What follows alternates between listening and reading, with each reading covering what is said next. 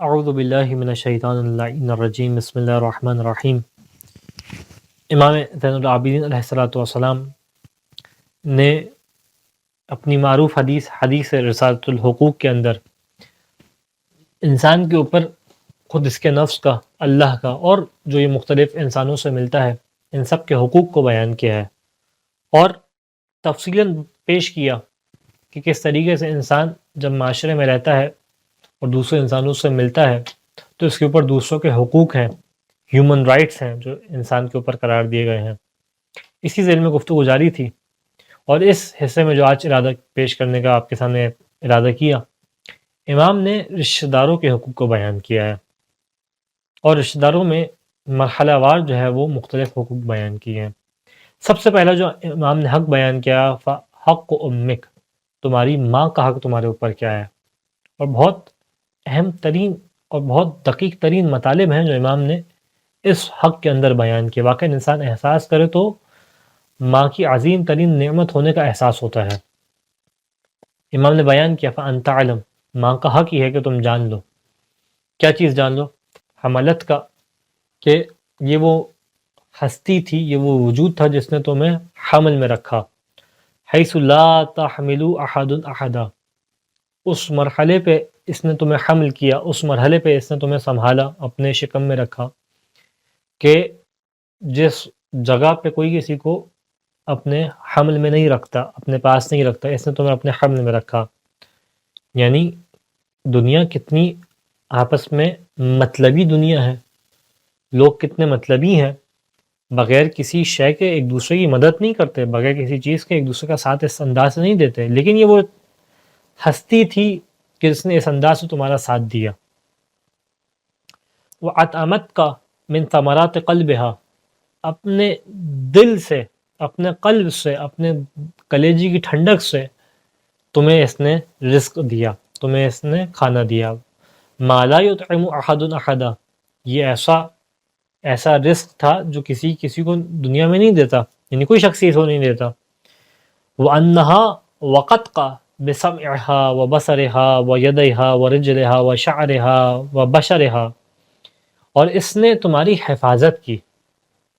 کس کس چیزوں سے ماں نے حفاظت کی ہے؟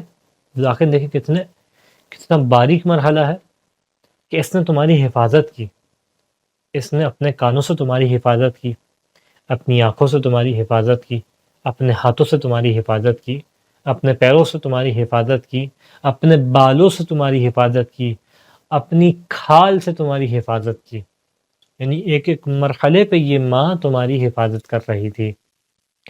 وَجَمِيعِ جَوَارِحِهَا، تمام اعضاء و جوارح کے ساتھ اس نے تمہاری حفاظت کی۔ مُسْتَبْشِرَةً بِذَلِكَ، اور یہ تمام چیزیں وہ تھیں کہ جو اس کو افسوس میں نہیں ڈالنی تھی۔ آج دنیا میں انسان کتنے مطلبی ہیں آپس میں، کون کسی کے اس انداز سے ساتھ دیتا ہے، اور اگر کسی کو کسی کا ساتھ دینا بھی پڑ جائے تو اس پر کوئی بہت خوشی کا اظہار نہیں ہوتا، ایک افسوس کا اظہار ہوتا ہے۔ لیکن ماں کون تھی؟ جس نے مسکراتے ہوئے تمام تمہاری حفاظت کی۔ فرحتاً معابلہ، خوشی کے ساتھ کی، مسکرا رہی تھی، خوش تھی۔ اور کیا کیفیت تھی اس ماں کی جب یہ تمہاری حفاظت کر رہی تھی اس انداز سے، کہ ایسا نہیں تھا ایک دو دن حفاظت کی، مستقل مزاجی کے ساتھ، پابندی کے ساتھ تمہاری حفاظت کی۔ محتملتاً لما فیہ مکروہھا، تمہیں حمل میں لیے ہوئے تھی، تمہیں اپنے شکم میں لیے ہوئے تھی، اور ان تمام چیزوں کو برداشت کر رہی تھی جس کو پسند نہیں کرتی تھی۔ کتنی مشکلات تھیں اس کے اوپر، لیکن اس نے برداشت کیا۔ کس چیز کے لیے؟ کہ تمہیں حمل میں لیے ہوئے تھی۔ وَعَلَمِهَا وَثِقْلِهَا وَغَمِّهَا، ان تمام چیزوں کو اپنے اندر لیے ہوئے تھی، ان اذیتوں کو برداشت کر رہی تھی، ان وزن کو برداشت کر رہی تھی، ان غم کی کیفیت کو برداشت کر رہی تھی جو ماں کے اوپر طاری ہوتی ہیں جب بچوں کو حمل میں لی ہوتی ہے۔ ان تمام چیزوں کو خوشی خوشی برداشت کرتی رہی تمہارے لیے۔ ماں کا حق یہ ہے کہ تم اس کی ان کیفیات کو سمجھو، ماں کا حق یہ ہے کہ تم ان کیفیات کو جانو، کس طریقے سے ماں تمہارے لیے ان تمام کیفیات کو برداشت کرتی ہے، ماں کس طریقے سے تمہاری ہنسی خوشی تمہاری حفاظت کرتی ہے۔ اس مقام پہ جہاں کوئی کسی کو کھانا نہیں کھلاتا، اس مقام پہ کہ جہاں کوئی کسی کا اس طریقے سے دوسرے کے لیے برداشت نہیں کرتا اس دنیا میں، حتی دفعتھا عنکا ید القدرہ، یہاں تک کہ قدرت نے ماں سے تمہیں باہر نکال دیا، ماں کے شکم سے تمہیں باہر نکال دیا، وَخَرَجَتْكَ إِلَى الْأَرْضِ، اور تمہیں جو ہے دنیا میں قدرت لے کے آ گئی، فَرَضِيَتْ أَن تَشْبَعَ وَتَجُوعَ ہِیَ، یہ ماں کی کیا کیفیت تھی تمہارے لیے، کس انداز سے ماں جو ہے وہ تمہاری خدمت کر رہی تھی کہ یہ اس چیز پر راضی ہو گئی کہ خود بھوکی رہ لے لیکن تم جو ہو وہ کھانا کھاؤ، وَتَكْسُوكَ وَتَعْرَى، تمہیں لباس دے اگرچہ اس کے پاس لباس نہ ہو تمہیں لباس ملے، وَتَرْوِيكَ وَتَظْمَأَ، یہاں تک کہ خود جو ہے وہ پیاسی رہی لیکن تمہیں اس نے پانی دیا، یعنی اس انداز سے ماں کی محبت تھی تمہارے لیے، وَتُذِلُّكَ وَتَضْحَى، اس نے تمہیں چھاؤں دی یہاں تک کہ خود اس کے اوپر اگر دھوپ آتی رہی تو آتی رہی، یعنی اس کو اس بات کا احساس تھا کہ تمہیں چھاؤں مل جائے، وَتُنَعِّمُكَ بِبُؤْسِهَا وَتُلَذُّكَ بِالنَّوْمِ بِأَرَقِهَا، یہ خود پریشانی کے عالم میں تھی، یہ خود مشکلات کی کیفیت میں تھی، مالی اعتبار سے ہو سکتا ہے اس کی بدحالی ہو، غربت کے عالم ہو، لیکن اس نے اس کے باوجود بھی تمہیں کیا کیا، تمہیں نعمتوں سے نوازا، یعنی ماں وہ ہستی ہے کہ جس کو فرق نہیں پڑتا کہ میرے پاس مال ہے یا نہیں، ان تمام کیفیت کے بعد بھی اس نے تمہیں نعمتیں دیں، خود جاگتی رہی لیکن تمہیں جو ہے وہ نیند کا مزہ چکھایا، خود جاگ کے تمہیں نیند کا مزہ چکھایا، وَقَانَ بَطْنُهَا لَكَ وِعَاء، یہ وہ ہستی ہوتی ہے کہ جس کا بطن، جس کا شکم تمہارے لیے ایک ڈھال بن چکا ہوتا ہے، وَحِجْرُهَا لَكَ حَوَا، یہ کیا واقعی عجیب تعبیر ہے کہ جب تم اس کے بطن میں تھے تو تمہارے لیے محافظ کی کیفیت اختیار کیا ہوا تھا، تمہارے لیے ظرف کی کیفیت اختیار کیا ہوا تھا، جب تم اس کی آغوش میں آئے تو اس کی آغوش میں تمہیں چاروں جانب سے گھیر لیا، جب بطن میں ہو تو بطن تمہاری حفاظت کر رہا ہے، جب آغوش میں ہو تو چاروں جانب سے آغوش نے گھیر لیا، وَصَدَيْهَا لَكَ ثِقَا، جب تم اس کے سینے سے لگے تو اس سینے کے سبب سے تمہیں جو ہے وہ اللہ نے تمہاری پیاس کو بجھایا، وَنَفْسُهَا لَكَ وِقَا، یہ وہ ماں تھی، یہ وہ ہستی ہے جو تمہارے لیے، جس نے اپنے آپ کو تمہارے لیے اس مرحلے پہ لے کے آ گئی کہ گویا اپنے آپ کو تمہارے اوپر قربان کر دے، وَتُبَاشِرُ حَرَّ الدُّنْيَا وَبَرْدِهَا لَكَ دُونَكَ، یہ کون ہستی ہوتی ہے کہ جو دنیا کی، امام بیان کر دنیا کی حرارت کو، دنیا کی گرماہٹ کو اور دنیا کی ٹھنڈک کو اپنے اوپر برداشت کرتی ہے تاکہ تمہیں کوئی نقصان نہ پہنچے، فَتَشْكُرُهَا عَلَىٰ قَدْرِ ذَلِكَ، بس تمہارے اوپر لازم یہ ہے کہ تم اسی انداز سے اس کا شکر ادا کرو جس انداز سے اس نے زحمتوں کو برداشت کیا، وَلَا تَقْدِرْ عَلَيْهِ إِلَّا بِعَوْنِ اللَّهِ وَتَوْفِيقِهِ، اور کوئی شخص، امام بیان کر رہے ہیں کہ تم اس بات کی صلاحیت نہیں رکھتے کہ ماں کا اس انداز سے حق ادا کرو جس انداز سے ماں نے تمہاری خدمت کی ہے، سوائے کیا کہ اللہ بعون اللہ و توفیق، سوائے کہ اللہ کی توفیق تمہارے ساتھ ہو، سوائے کہ اللہ کی مدد تمہارے ساتھ ہو، صرف اللہ کی توفیق اور مدد وہ شے ہے کہ جو اس انداز سے تمہیں اس مرحلے تک لا سکتی ہے کہ تم ماں کا اس انداز سے حق ادا کر سکو۔ اس کے بعد امام بیان کرتے ہیں تمہارے باپ کا حق کیا ہے، اما حق ابیک، تمہارے باپ کا حق، فان تعلم، تمہارے باپ کا حق یہ ہے کہ تم جان لو، انہ اصلک وانک فرعہ، کہ یہ باپ تمہاری اصل ہے، یہ وہ جڑ جس سے تم نکل کے آ رہے ہو، یہ تمہارا باپ ہے اور تم اس کی فر ہو، تم اس کی شاخ ہو، وَأَنَّكَ لَوْلَاهُ لَمْ تَكُنْ، اگر عالم ہستی میں تمہارا باپ نہ ہوتا تو تم وجود میں نہ آتے، یعنی تم اس کی فر ہو، اس کے ہونے کی وجہ سے تم ہو، فَمَحْمَا رَعَيْتَ فِي نَفْسِكَ مِمَّا يُعْجِبُكَ، پس جب بھی تم اپنے نفس کے اندر کسی ایسی شے کو دیکھو کہ جس سے تمہیں بڑھائی کا احساس ہو، جس سے تمہیں عجب کا احساس ہو، جس سے تمہیں ایک ایسی کیفیت کا احساس ہو کہ کیا صفت میرے اندر ہے، فَعْلَمْ أَنَّ أَبَاكَ أَصْلُ النِّعْمَةِ، تم جب اس نعمت کا، اس بڑائی کا احساس کرو تو جان لو کہ تمہارا باپ وہ اصل نعمت ہے جس سے تم تک یہ بات پہنچی ہے، یعنی اگر تمہارے اندر کوئی صفت ہے، کوئی بہترین صفت ہے تو تمہارے باپ کی وجہ سے صفت تم تک آئی ہے، اصل النعمت علیک فیہ، یہ تمہارے باپ کی وجہ سے نعمت تم تک پہنچی ہے، وحمد اللہ واشکرہ علی قدر ذلک، پس جیسا تمہارے باپ نے تمہارے ساتھ کیا ہے اور جس طریقے سے اللہ نے اس کو تمہاری نعمت قرار دیا ہے، اس مقدار کے مطابق آ کے اس کا شکر ادا کرو، ولا قوت الا باللہ، اور کوئی قدرت اور طاقت نہیں ہے سوائے اللہ کے۔ اس کے بعد امام بیان کرتے ہیں کہ تمہارے بیٹے کا حق کیا ہے۔ ماں کا حق بیان کیا، باپ کا حق بیان کیا، پھر اولاد کا حق کیا ہے۔ ام حق ولدک، تمہاری اولاد کا حق کیا ہے۔ فتعلم انہ من کا، اولاد کا حق یہ ہے کہ انسان یہ چیز جان لے کہ یہ اولاد تم سے ہے، یعنی تم یہ جان لو کہ تمہاری اولاد تم سے ہے۔ ومضاف الیہ فی عاجل الدنیا بخیرہ و شرہ، اور دنیا کے اندر اس کی چاہے اچھی صفات ہو چاہے بری صفات ہو، ان کو تمہاری جانب پلٹایا جائے گا، ان کو تم سے نسبت دی جائے گی۔ یہ کہا جائے گا کہ یہ فلانے کا بیٹا ہے، فلانے کی اولاد ہے، چاہے اچھائی ہو چاہے برائی ہو۔ یہ کل بڑا آدمی بن گیا، یہ کل صاحب اچھی صفات والا شخص بن گیا تو کہا جائے گا فلانے کی تربیت ہے۔ اور یہی شخص تمہاری اولاد اگر کل ایسے مرحلے پہ آ گئی کہ اچھی صفات کے حامل نہیں ہوئی تو یہ کہا جائے گا فلانی کی اولاد ہے۔ دونوں صورتوں میں کریڈٹ تمہارے پاس جائے گا۔ وَأَنَّكَ مَسْئُولٌ عَمَّا وَلَّيْتَهُ مِنْ حُسْنِ الْأَدَبِ، اور تم سے سوال کیا جائے گا، تم مسئول ہو اس چیز کے، کس چیز کے؟ کہ تم نے اس کو کیا حسن ادب دیا ہے، کہ اچھی صفات اس کو دی ہیں۔ وَالدَّلَالَةِ عَلَى رَبِّهِ، تم نے اس کو جو رہنمائی کی ہے اس کے رب کی جانب۔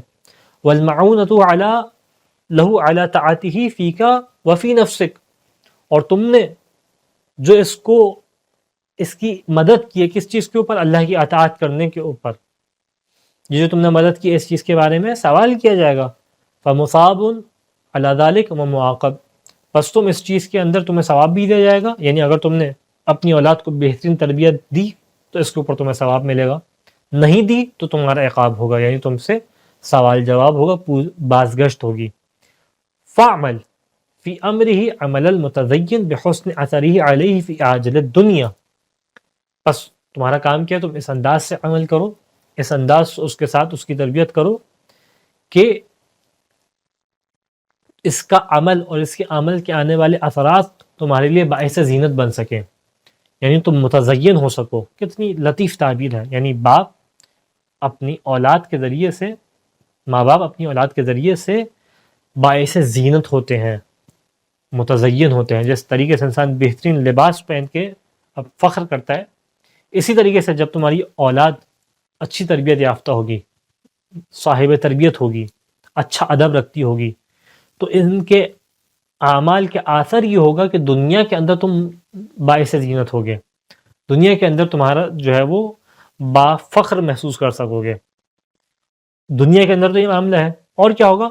والمعذر الى ربه فيما بينك وبينه بحسن القيام عليه والاخذ له منه، اور قیامت میں مرنے کے بعد نتیجہ کیا ہوگا کہ تم اپنے رب کی بارگاہ میں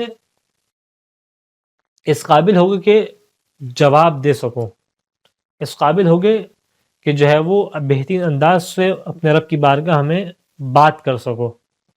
والمعذر الى ربه، اپنی اولاد کی رب کی بارگاہ میں جب تم حاضر ہوگے، بینک و بینہ بحسن القیام علیہ، تم اعذار کر سکو گے، تم یہ بات کہہ سکو گے کہ ہاں میں نے اچھے انداز سے تربیت کی تھی۔ وَلَغْزُ لَهُ مِنْهُ، اور نتیجہ کیا ہے؟ اس کے سوال جواب تم سے کیے جائیں گے۔ اولاد نے کیا کیا، اس کا سوال تم سے ہوگا، اس کے بارے میں پوچھ گچھ بازگشت تم سے کی جائے گی۔ وَلَا قُوَّةَ إِلَّا بِاللَّهِ، اور کوئی طاقت اور قدرت نہیں ہے سوائے اللہ کے۔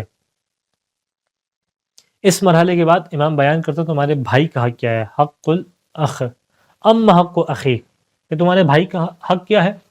فَتَعْلَمْ أَنَّهُ يَدُكَ الَّتِي تَبْسُطُهَا، کہ تم جان لو کہ وہ تمہارا ہاتھ ہے کہ جس کے ذریعے سے تم کام کرتے ہو۔ وَظَهْرُكَ الَّذِي تَلْتَجِئُ إِلَيْهِ، یہ تمہاری پشت ہے کہ جس کے اوپر تم سہارا کرتے ہو۔ وَعِزُّكَ الَّتِي تَعْتَمِدُ عَلَيْهِ، یہ تمہاری عزت ہے، یہ تمہاری عزت ہے تمہارا بھائی کہ جس کے اوپر تم اعتماد کرتے ہو، جس عزت کے اوپر اعتماد کرتے ہو۔ وَقُوَّتُكَ الَّتِي تَصُولُ بِهَا، یہ تمہاری طاقت اور قوت ہے کہ جس کے ذریعے سے تم چیزوں کو تک پہنچتے ہو، اپنے مقصد تک پہنچتے ہو۔ فَلَا تَتَّخِذُهُ صَلَاحًا عَلَى مَعَاصِيَةِ اللَّهِ، پس اپنے بھائی کو اس مرحلے پہ نہ پہنچاؤ، اس مقام پہ نہ پہنچاؤ کہ یہ تمہارا مددگار ہو کس کے اندر؟ اللہ کی معصیت کے اندر۔ یہ تمہاری پشت ہے، یہ تمہارے ہاتھ ہے، یہ تمہاری عزت ہے، یہ تمہاری قوت ہے، لیکن اس قوت کو اسلحہ نہ بنانا کس میں؟ معصیت الہی میں. ولا عدتن للظلم بحق اللہ، اور اس کو اللہ کے حق کے اندر ظلم کرنے والوں میں اپنا مددگار نہ بنانا. ایک مرحلہ یہ ہے. دوسرا مرحلہ کیا ہے بھائی کے حق ہونے کا؟ کہ ولا تدع نصرتہ علی نفسہ، اور جب اس کی نصرت کا مرحلہ آئے تو اپنے نفس کو پیچھے نہ رکھنا، اس کی مدد کرنا، ہمیشہ نصرت کرنا. ومعونتہ علی عدوہ، اور اس کے دشمن کے اوپر ہمیشہ اس کی مدد کرنا، یہ اس کا حق ہے. والحول بینہ و بین شیاطینہ، جو اس کو اور اس کے شیاطین ہیں، اس کے خلاف لوگ ہیں، اس کے درمیان تمہارا کام ہے کہ تم حائل ہو جائے، تمہارے بھائی کا حق ہے تمہارے لیے. وتعدیۃ النصیحۃ الیہ، تمہارا کام یہ کہ اس تک نصیحتیں پہنچاؤ. یعنی بھائی کا حق دوسرے بھائی کے اوپر یہ ہوتا ہے کہ انسان نصیحتیں پہنچائے اپنے بھائی تک. والاقبال علیہ فی اللہ، اس کو ابھارو کس چیز کے اوپر؟ اللہ کی بارگاہ میں. یعنی تمہارا کام یہ کہ اپنے بھائی کو ابھارو. کس چیز کے اوپر ابھارو؟ کہ اللہ کی بارگاہ میں آگے بڑھے، اللہ کی بارگاہ میں اس کی عبادت انجام دے.